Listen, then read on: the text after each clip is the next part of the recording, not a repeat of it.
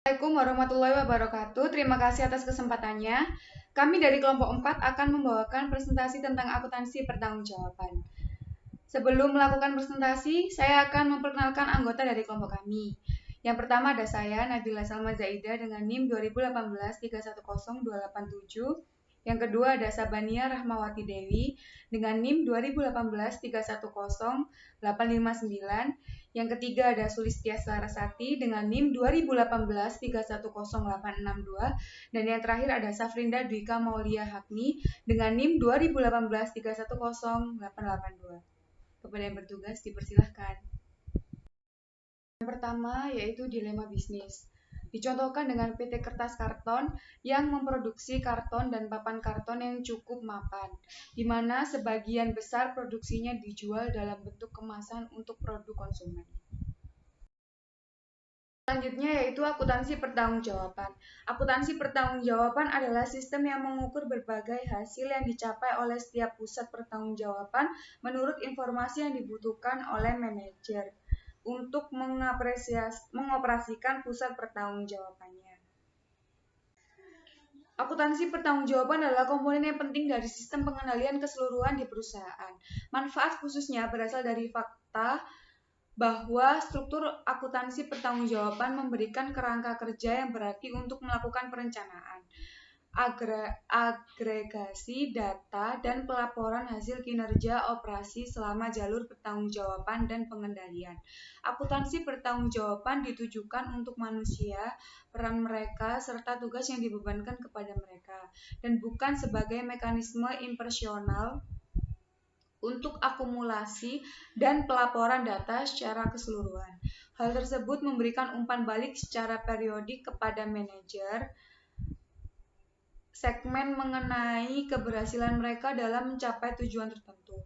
Dengan menyoroti penyimpangan kinerja aktual dari kinerja yang direncanakan, akuntansi pertanggungjawaban memungkinkan dilakukannya manajemen berdasarkan perkecualian, manajemen by exception, dan manajemen berdasarkan tujuan, manajemen by objective. Terima kasih. Selanjutnya akan dilanjutkan oleh rekan saya. Terima kasih atas kesempatannya. Saya akan melanjutkan presentasi dari rekan saya, yaitu tentang sasaran akuntansi pertanggungjawaban. Yang pertama ada kemudahan identifikasi. Kemampuan mengidentifikasi pertanggungjawaban dari individu manajer untuk kepuasan atau ketidakpuasan terhadap kinerja. Yang kedua ada keuntungan motivasional. Jika sistem akuntansi pertanggungjawaban diimplementasikan, pertimbangan kemampuan keuntungan motivasi yang dijamin. Yang ketiga ada ketersediaan data, mekanisme untuk menyajikan data kinerja yang telah disediakan. Yang keempat ada kesiapan informasi.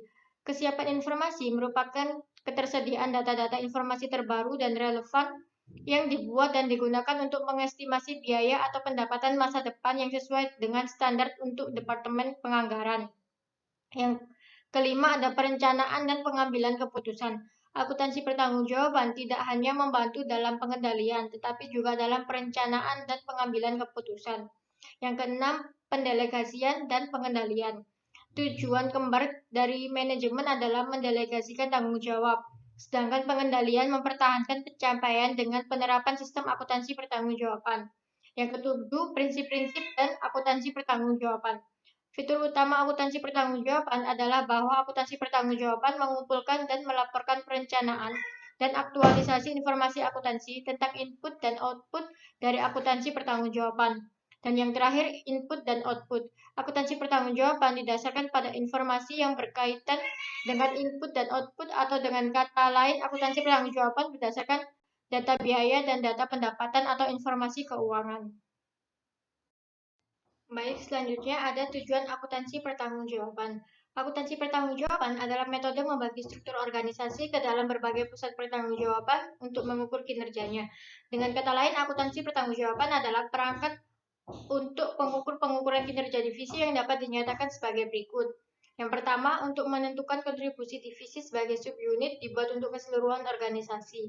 Yang kedua, untuk memberikan dasar dalam mengevaluasi kualitas kinerja manajer divisi. Yang ketiga, untuk memotivasi manajer divisi untuk mengoperasikan divisinya dengan cara yang konsisten dengan dasar tujuan organisasi secara keseluruhan. Baik, selanjutnya ada akuntansi pertanggungjawaban versus akuntansi konvensional. Akuntansi pertanggungjawaban tidak memiliki penyimpanan apapun dari prinsip akuntansi yang diterima secara umum. Akuntansi pertanggungjawaban berbeda dengan konvensional dalam hal cara operasi yang direncanakan dan cara data akuntansi yang diklarifikasi dan diakumulasikan. Pada akuntansi konvensional, data diklarifikasi berdasarkan hakikat atau fungsinya dan tidak digambarkan sebagai individu yang bertanggung jawab atas terjadinya dan pengendalian terhadap data tersebut. Selanjutnya ada jaringan pertanggungjawaban. Akuntansi pertanggungjawaban didasarkan pada pemikiran bahwa seluruh biaya dapat dikendalikan dan masalahnya hanya terletak pada penetapan titik pengendaliannya. Untuk tujuan ini, struktur organisasi perusahaan dibagi ke dalam jaringan pusat pertanggungjawaban secara individual. Lalu ada jenis-jenis pusat pertanggungjawaban. Pusat pertanggungjawaban individu berfungsi sebagai kerangka kerja untuk mengukur dan mengevaluasi kinerja dari manajer segmen. Ada 4 jenis pusat pertanggungjawaban. Yang pertama pusat pendapatan, yang kedua pusat biaya, yang ketiga pusat laba, dan yang terakhir pusat investasi. Yang pertama, pusat pendapatan. Jika tanggung jawab utama seorang manajer adalah penghasilan pendapatan, maka segmennya sebaiknya diperlukan sebagai pusat pendapatan. Pusat pendapatan merupakan pusat pertanggungjawaban di mana outputnya diukur dalam rupiah, tetapi tidak dihubungkan dengan inputnya. Pusat pendapatan adalah organisasi pemasaran yang tidak mempunyai tanggung jawab terhadap laba. Dalam organisasi fungsional, Departemen Pemasaran merupakan pusat pendapatan. Dalam organisasi divisi, bagian pemasaran divisi juga merupakan pusat pendapatan. Lalu ada pusat biaya. Pusat biaya merupakan bidang tanggung jawab yang menghasilkan suatu produk atau memberikan suatu jasa. Secara umum, pusat biaya dapat dibedakan menjadi dua, yaitu pusat teknik biaya atau pusat biaya standar dan pusat biaya kebijakan. Pusat teknik biaya pusat biaya standar adalah pusat biaya yang sebagian besar biayanya memiliki hubungan fisik yang erat dengan output yang dihasilkan. Sedangkan pusat biaya kebijakan adalah pusat biaya yang sebagian besar biayanya tidak mempunyai hubungan yang erat dengan output yang dihasilkan. Selanjutnya yang ketiga ada pusat laba. Pusat laba adalah segmen di mana manajer memiliki kendali atas pendapatan maupun biaya. Dalam pusat laba terdapat yang pertama kondisi untuk mendelegasikan tanggung jawab laba. Banyak keputusan manajemen meliputi rencana peningkatan biaya dengan harapan dapat meningkatkan penjualan. Keputusan seperti ini dimaksudkan untuk melibatkan pertukaran antara pendapatan dan biaya. Lalu ada manfaat pusat laba. Yang pertama, kualitas keputusan dapat meningkat karena keputusan tersebut dibuat oleh manajer yang paling dekat dengan titik keputusan. Yang kedua, kecepatan dari pengambilan keputusan operasional dapat meningkat karena tidak perlu mendapat persetujuan terlebih dahulu dari kantor pusat. Yang ketiga, manajemen kantor pusat bebas dari pengambilan keputusan harian sehingga dapat berkonsentrasi pada hal-hal yang baik. Lalu ada permasalahan pada pusat laba. Selain manfaat yang ada pada pusat laba juga memiliki kelemahan atau permasalahan. Menurut Anthony dan Govindarayan, permasalahan pada pusat laba diantaranya yang pertama, pengambilan keputusan yang terdesentralisasi akan memaksa manajemen puncak untuk lebih mendapatkan laporan pengendalian manajemen dan bukan wawasan pribadinya atas suatu operasi sehingga mengakibatkan hilangnya pengendalian. Yang kedua, jika manajemen kantor pusat lebih mampu dan memiliki informasi yang lebih baik daripada manajer pusat laba, pada umumnya maka kualitas keputusan yang diambil pada tingkat unit akan berkurang.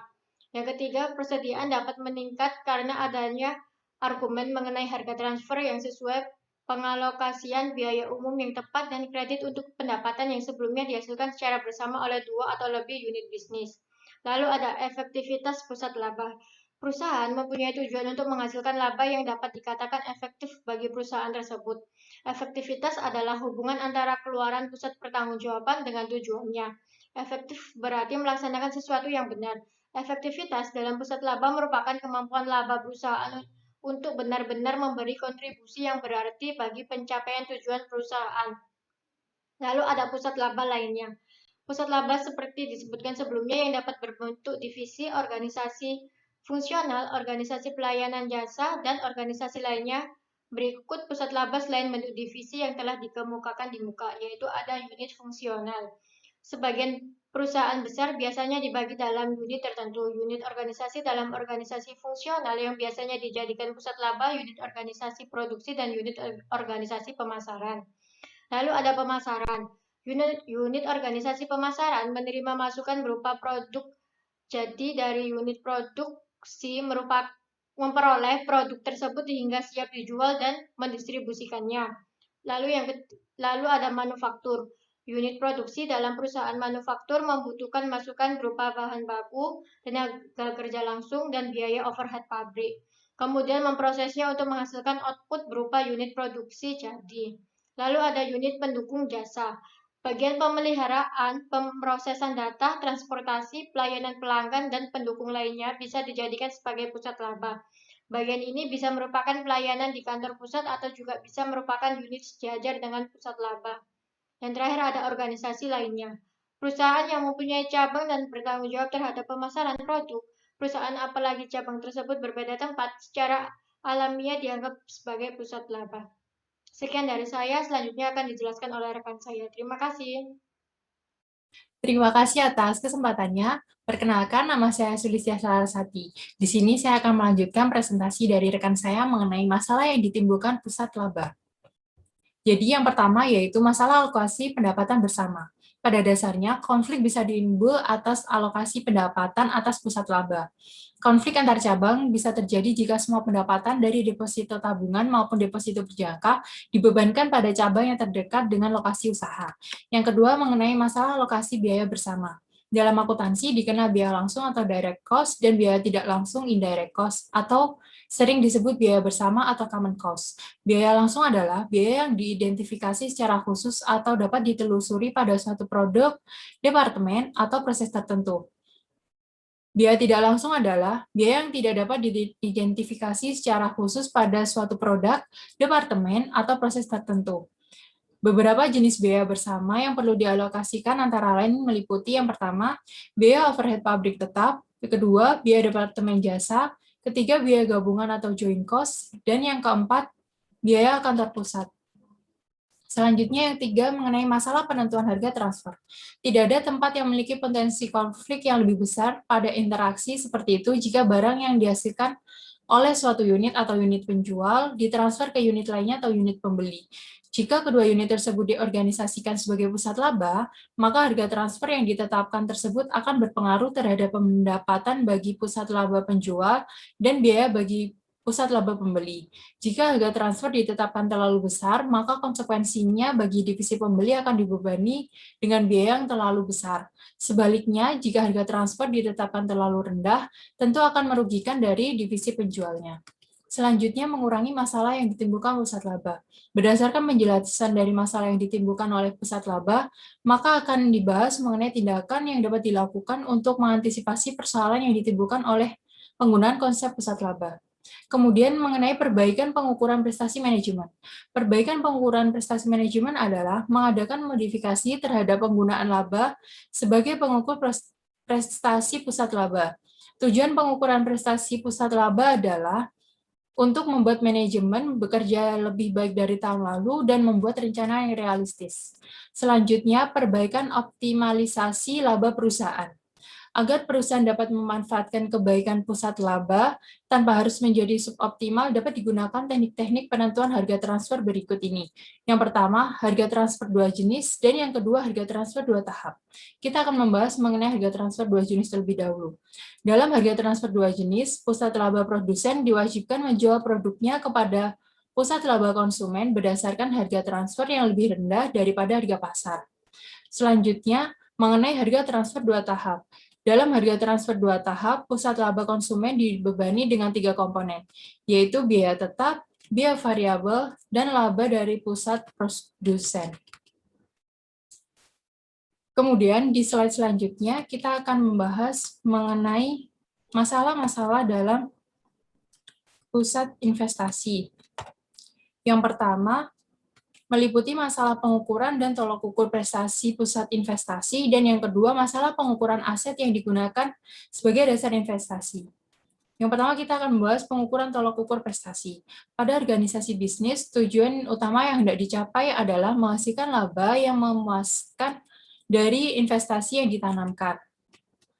Kemudian, jika laba dihubungkan dengan aset yang digunakan, maka manajer unit bisnis akan mencoba memperbaiki kinerjanya karena mereka akan diukur dengan cara tersebut. Selanjutnya, dengan pendekatan ini, manajer unit juga akan bertanggung jawab kepada kekayaan unitnya. Jika manajer juga mengendalikan penjualan dan kebijakan kredit, maka piutang unit bisnis dimasukkan dalam dasar investasi. Selanjutnya, kita akan membahas mengenai masalah definisi investasi yang digunakan. Berbagai perusahaan menggunakan definisi yang berbeda. Perbedaan dalam penggunaan definisi investasi akan berpengaruh terhadap besarnya ukuran ROI dan RI. Pada dasarnya, terdapat 4 definisi investasi yang sering digunakan, yaitu yang pertama, total aset tersedia. Investasi diukur sebagai aset seperti yang dicantumkan pada laporan keuangan divisi. Kedua, total aset yang digunakan. Investasi diukur sebagai total aset yang tersedia dikurangi dengan aset yang menganggur dan aset yang dibeli tetapi tidak digunakan dalam kegiatan operasi. Selanjutnya, ketiga, total modal ditambah liabilitas jangka panjang. Investasi diukur sebagai modal kerja neto, yaitu selisih antara aset lancar dengan liabilitas jangka pendek ditambah dengan aset tetap atau sebesar total modal yang ditambah dengan total liabilitas jangka panjang divisi. Yang keempat, modal sendiri. Investasi diukur sebagai modal yang digunakan oleh divisi atau sebesar modal total aset divisi dikurangi dengan total liabilitas. Selanjutnya, kita akan membahas mengenai masalah aset lancar, yaitu yang pertama kas, kedua piutang, ketiga persediaan, yang keempat beberapa perusahaan mengurangkan utang dagang dari persediaan di mana jumlah utang menunjukkan bagian dari persediaan yang dibiayai oleh pemasok. Yang kelima, modal kerja secara umum. Kemudian, masalah pada aset tetap. Masalah yang terjadi pada aset tetap menjadi dua, yaitu yang pertama, pengaruh penggunaan metode nilai buku neto atau biaya perolehan atas aset tetap baru, dan yang kedua, pilihan penggunaan metode alternatif dalam pengukuran investasi. Yang pertama, pengaruh penggunaan metode nilai buku atau biaya perolehan atas aset tetap baru.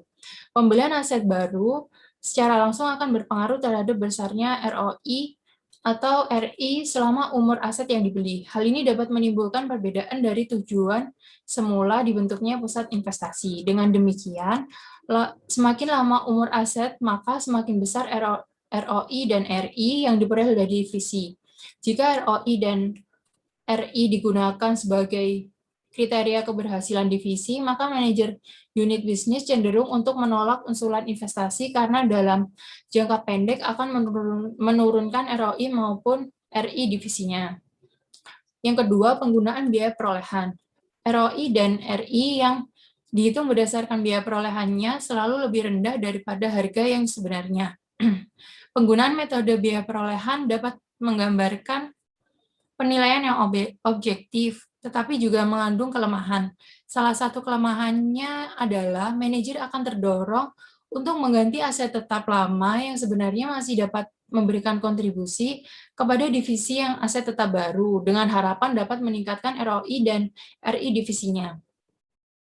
Yang ketiga, pengaruh penggunaan investasi dan metode lainnya. Digunakan untuk mencari metode nilai pengganti dan metode nilai masa depan. Dalam metode nilai pengganti, investasi diukur sebesar harga pasar pada aset saat ini. Selanjutnya, kita akan membahas mengenai aset leasing. Manajer yang cerdas mungkin memilih aset leasing atau sewa guna usaha daripada membelinya. Dapat dilihat bahwa laba sebelum pajak akan berkurang karena beban sewa untuk aset baru lebih besar daripada beban penyusutan aset yang telah dijual. Selanjutnya, mengenai fasilitas yang menganggur. Jika unit bisnis mempunyai aset yang menganggur, padahal aset tersebut bisa digunakan oleh unit lain, maka dibolehkan bagi unit bisnis tersebut untuk tidak memasukkan aset tersebut dari dasar investasi. Kemudian, mengenai liabilitas jangka panjang.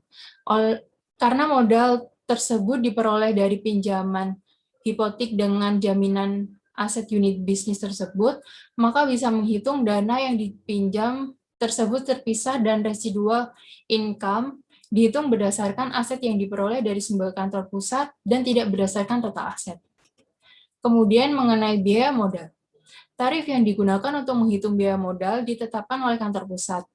Biaya tarif tersebut agak rendah dan biaya modal yang diestimasikan oleh kantor pusat sehingga residual income unit bisnisnya akan di atas 0. Untuk slide selanjutnya, kita akan membahas mengenai korelasi dengan struktur organisasi. Yang pertama, mengenai struktur vertikal.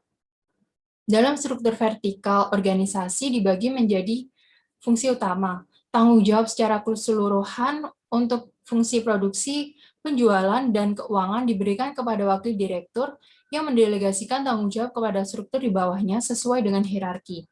Selanjutnya, mengenai struktur horizontal. Struktur tersebut dapat dibagi berdasarkan produk dan area geografis. Masing-masing wakil direktur mengendalikan pusat laba atau investasi daripada pusat pendapatan atau pusat biaya fungsional. Mereka bertanggung jawab atas produksi, penjualan, dan pendanaan, atau dengan kata lain atas seluruh bidang fungsional dalam area atau kelompok produknya. Kemudian yang terakhir mengenai pemilihan struktur. Tidak ada satupun struktur tersebut yang lebih superior. Efisiensi penggunaan bergantung pada berbagai faktor lingkungan. Pada perusahaan kecil, presiden direktur mungkin memilih untuk mengendalikan seluruh aktivitas dan hanya mendelegasikan wewenang dan tanggung jawab secara parsial terhadap fungsi. Sekian dari saya, untuk presentasi akan dilanjutkan oleh rekan saya. Terima kasih. Baik, saya akan melanjutkan dari rekan saya, yaitu menetapkan pertanggungjawaban. Setelah memilih jenis struktur organisasi, tugas penting berikutnya dalam membangun sistem pertanggungjawaban yang efektif secara keperilakuan adalah menggambarkan pertanggungjawaban. Kebanyakan orang menerima tanggung jawab dan tantangan yang terkandung di dalamnya. Tanggung jawab terhadap sesuatu membuat seseorang merasa kompeten dan penting. Hal tersebut mengaplikasikan wewenang pengambilan keputusan dan dapat memotivasi mereka untuk memperbaiki kinerjanya. Nah, oleh karena itu, pengendalian dalam suatu lingkungan jarang yang lengkap. Pengaruh yang signifikan seringkali dianggap mencukupi untuk membebankan tanggung jawab. Pada tahun 1956, Komite Konsep Dasar Standar Biaya dari American Accounting Association menerbitkan beberapa pedoman, tetapi sekaligus memperingatkan bahwa penerapannya harus disertai dengan penilaian dan akal sehat yang baik. American Accounting Association merekomendasikan hal-hal berikut. Yang pertama, orang dengan wewenang atas akuisisi atau penggunaan barang dan jasa sebaiknya dibebankan dengan biaya dari barang dan jasa tersebut. 2. Orang yang secara signifikan dapat memengaruhi jumlah biaya melalui tindakannya dapat dibebankan dengan biaya tersebut. 3. Orang yang tidak dapat memengaruhi jumlah biaya secara signifikan melalui tindakan langsung, maka dapat dibebankan dengan elemen yang diinginkan manajemen agar orang tersebut memperhatikannya. Dengan demikian, ia akan membantu memengaruhi orang lain yang bertanggung jawab. Selanjutnya, pada slide ini saya akan menjelaskan perencanaan akumulasi data dan pelaporan berdasarkan pusat pertanggungjawaban. Ketika struktur jaringan pertanggungjawaban yang baik dibangun, maka hal ini menjadi suatu wahana untuk perencanaan akumulasi data dan pelaporan. Setiap elemen biaya atau pendapatan yang berada dalam anggaran maupun dalam akumulasi hasil aktual seharusnya ditelusuri segmen jaringan pertanggungjawabannya di mana ada tanggung jawab atas hal tersebut. Nah, pada poin pertama yaitu anggaran pertanggungjawaban. Untuk maju secara kronologis, maka disusun anggaran yang membebankan target biaya dan pendapatan kepada setiap segmen jaringan. Hal ini merupakan basis untuk mengevaluasi kinerja orang bertanggung jawab atas setiap unit organisasi. Nah, untuk poin yang kedua yaitu akumulasi data. Untuk memfasilitasi perbandingan periodik dengan berbagai perencanaan anggaran, akumulasi pos laba dan biaya aktual harus mengikuti pola jaringan pertanggungjawaban. Hal ini membutuhkan adanya klasifikasi 3 dimensi terhadap biaya dan pendapatan selama proses akumulasi data. Pertama, biaya diklasifikasikan berdasarkan pusat pertanggungjawaban. Kedua, dalam setiap pusat pertanggungjawaban, biaya tersebut diklasifikasikan berdasarkan apakah biaya tersebut dapat dikendalikan atau tidak. Tiga, biaya tersebut diklasifikasikan berdasarkan jenis biaya atau berdasarkan pos pelaporan seperti gaji, perlengkapan, bahan baku, dan sewa. Nah, pada poin yang ketiga, yaitu pelaporan pertanggungjawaban. Produk akhir dari hasil sistem akuntansi pertanggungjawaban adalah laporan pertanggungjawaban atau laporan kinerja secara periodik. Laporan ini merupakan media yang melakukan biaya yang dapat dikendalikan, efisiensi manajerial yang dapat diukur, dan pencapaian tujuan nilai. Alat pengendalian ini melaporkan apa yang terjadi berdasarkan akun tanggung jawab fungsional dari individu. Nah, yang selanjutnya yaitu asumsi keperilakuan dari akuntansi pertanggungjawaban. Nah, pada poin yang pertama yaitu manajemen berdasarkan perkecualian. Manajemen berdasarkan perkecualian ini mengasumsikan bahwa untuk mengelola dan mengendalikan aktivitas organisasi dengan paling efektif, manajer sebaiknya mengonsentrasikan perhatian mereka pada bidang-bidang di mana hasil aktual yang menyimpang secara substansial dari tujuan yang dianggarkan atau standar. Para pendukung pendekatan ini mengklaim bahwa pendekatan ini menghasilkan penggunaan waktu manajemen yang langka secara paling efisien, berkonsentrasi pada perbaikan inefisiensi dan mendorong tindakan yang diinginkan. Nah, yang poin kedua yaitu manajemen berdasarkan tujuan. Akuntansi pertanggungjawaban fasilitasi manajemen berdasarkan tujuan atau manajemen berdasarkan pengendalian diri. Hal ini merupakan pendekatan manajemen yang didesain untuk mengatasi berbagai respons manusia yang fungsional dan dipicu oleh usaha untuk mengendalikan operasi penggunaan eliminasi. Kesesuaian antara jaringan pertanggungjawaban dan struktur organisasi. Akuntansi pertanggungjawaban mengasumsikan bahwa pengendalian organisasi ditingkatkan dengan menciptakan jaringan pusat pertanggungjawaban yang sesuai dengan struktur organisasi formal.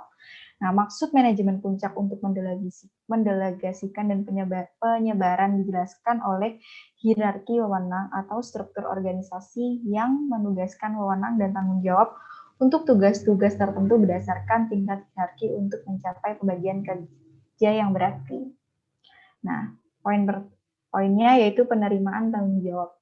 Elemen terpenting dalam keberhasilan sistem akuntansi bertanggung jawab akan penerimaan manajer pusat pertanggungjawaban atas tanggung jawab yang dibebankan sebagai suatu yang seimbang dan kerelaan mereka untuk dimintai pertanggungjawaban. Kerelaan untuk menerima tanggung jawab bergantung pada sebagaimana memandang diskresi dan pengendalian atau sumber daya manusia dan fisik yang diperlukan untuk melaksanakan tugas yang ditetapkan. Yang selanjutnya yaitu kapabilitas untuk mendorong kerjasama. Akuntansi pertanggungjawaban meningkatkan kerjasama organisasi dengan menunjukkan kepada manajer bagaimana aktivitas mereka sesuai dengan gambaran keseluruhan dan bahwa setiap orang bekerja untuk tujuan yang sama. Akuntansi pertanggungjawaban juga meningkatkan kesetiaan pada perusahaan, harga diri, dan rasa penting dan mengizinkan orang untuk formulasi tujuan sendiri dan membuat keputusan sendiri dalam kerangka kerja delegasi pertanggungjawaban. Yang terakhir yaitu masalah-masalah dalam akuntansi pertanggungjawaban. Ketika menerapkan sistem akuntansi bertanggung-jawaban, terdapat berbagai masalah dan kesulitan yang kemungkinan besar akan dihadapi oleh manajemen. Di antaranya yang pertama, klasifikasi biaya. Untuk menjadikan sistem akuntansi pertanggungjawaban menjadi efektif, menjadi klasifikasi yang tepat antara biaya terkendali dan tidak terkendali merupakan syarat utama. Akan tetapi secara praktis sulit timbul ketika melakukan hal itu karena sifat yang kompleks dan berbagai biaya. Yang kedua yaitu konflik antar departemen. Departemen yang terpisah dapat menyebabkan persaingan antar departemen dan mungkin merugikan kepentingan perusahaan secara keseluruhan. Manajer dapat bertindak yang terbaik untuk kepentingan sendiri tetapi tidak dalam kepentingan terbaik perusahaan. Yang ketiga yaitu keterlambatan pelaporan. Laporan pertanggungjawaban mungkin tertunda. Setiap pusat pertanggungjawaban dapat mengambil waktu sendiri dalam menyusun laporan. Yang keempat yaitu overloading informasi. Tanggung jawab laporan akuntansi dapat overloading atau berlebihan dengan semua informasi tersedia. Bahaya ini melekat dalam sistem tetapi dengan instruksi yang jelas oleh manajemen untuk mengisi sistem dan penyusun laporan dan lain-lain hanya relevan dengan arus informasi masuk. Dan kelima yaitu ketergantungan lengkap akan menipu. Akuntansi pertanggungjawaban tidak dapat diandalkan sepenuhnya sebagai alat pengendalian manajemen. Sistem ini adalah hanya untuk mengarahkan perhatian manajemen ke daerah kinerja yang diperlukan untuk penyelidikan lebih lanjut. Baik, terima kasih. Dan sekian presentasi dari kelompok kami.